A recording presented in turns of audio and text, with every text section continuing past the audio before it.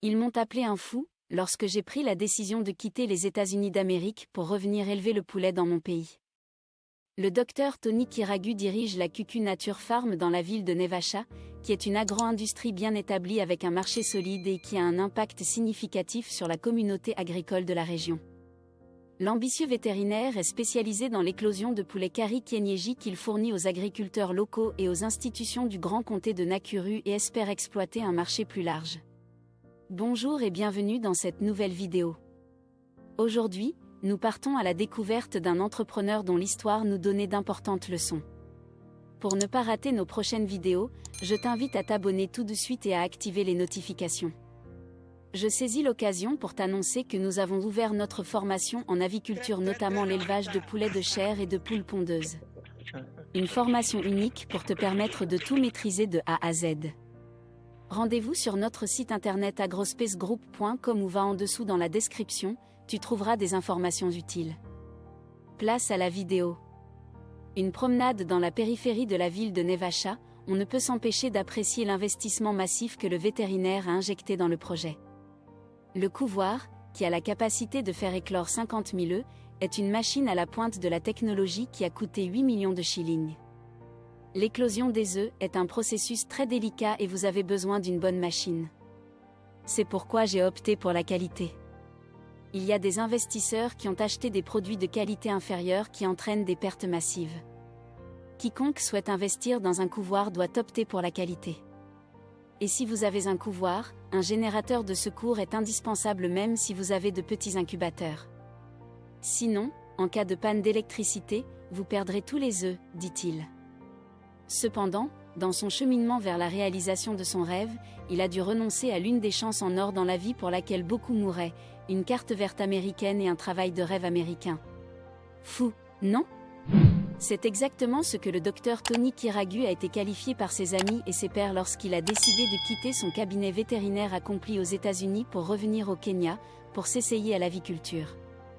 Pour certains, ce qu'il a fait revient à quitter un emploi bien rémunéré pour gagner sa vie grâce au jeu. Êtes-vous fou ? C'était la réaction de la plupart de mes amis quand je leur ai dit que je retournais au Kenya pour faire de l'élevage de poulets. La plupart d'entre eux pensaient que j'étais fou, explique le docteur Kiragu dans sa ferme Nature QQ qu'il a commencé en 2015 après avoir déménagé au Kenya. J'avais 2 bons employés au vétérinaire et je gagnais beaucoup d'argent. Mais pour une raison quelconque, je n'étais pas satisfait. Mon cœur a toujours été au Kenya. En fait, 3 mois après m'être installé aux États-Unis, je savais au fond de mon cœur que je ne tiendrais pas longtemps ici. Même si l'argent était bon, la vie était rapide, froide et insatisfaisante, explique la femme de 36 ans, diplômée en médecine vétérinaire de l'université de Nairobi. Étant donné que les États-Unis et d'autres pays développés ne reconnaissent pas les diplômes spécialisés comme la médecine vétérinaire de la plupart des universités des pays du tiers-monde, être autorisé à pratiquer était un plus pour lui. J'ai essayé d'obtenir un emploi de vétérinaire, mais pendant un certain temps, rien n'arrivait car mon diplôme n'était pas vraiment reconnu. Mais j'ai fait une percée lorsque j'ai décroché un emploi de technicien dans une clinique vétérinaire. Le propriétaire de la clinique a remarqué que j'étais très doué avec les animaux et que j'avais une formation pratique et des compétences très utiles à la clinique. Lentement, j'ai gravi les échelons au point d'exercer comme vétérinaire mais sous le permis de propriétaire. Ayant établi de bons réseaux, de nombreuses portes se sont ouvertes et la vie est devenue belle en 3e, 4e, 5e, 6e, en 7e année, il a pris la décision radicale et est revenu à la maison. Bien que sa décision ait été téméraire à l'époque, les opposants conviennent maintenant que ce qui décrit le mieux le vétérinaire est un preneur de risques de race pure. Afin de redonner à la communauté, le vétérinaire forme les agriculteurs locaux aux meilleures pratiques pastorales. J'ai remarqué que les agriculteurs hybrides sont passionnés par les questions de gestion, mais les agriculteurs de ce comté sont laxistes à cause de cette mentalité selon laquelle ces oiseaux sont inconditionnels et peuvent survivre sans soins appropriés. Mais j'essaie de changer cet état d'esprit et de montrer aux agriculteurs comment prendre soin de cette race résistante pour un rendement maximal. Parce que l'entreprise a à peine 1 an et n'a pas atteint le seuil de rentabilité, le docteur Kiragu ne gagne peut-être pas ce qu'il tirait de son cabinet vétérinaire aux États-Unis, mais il est un témoignage pour les jeunes que l'agro-industrie vaut le risque.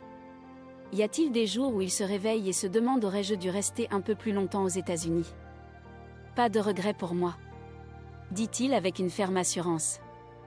La leçon à tirer de cette histoire est que peu importe ce que tu fais et ce que tu gagnes, si tu n'es pas passionné, tu ne seras jamais heureux. Tu peux gagner moins et être heureux, mais tu peux gagner assez et être malheureux. Si cette vidéo t'a plu, n'oublie pas d'aimer et la partager. Va sous cette vidéo dans la description, tu trouveras des informations qui te seront très utiles. Rendez-vous l'autre vendredi pour une nouvelle importante. Succès à toi!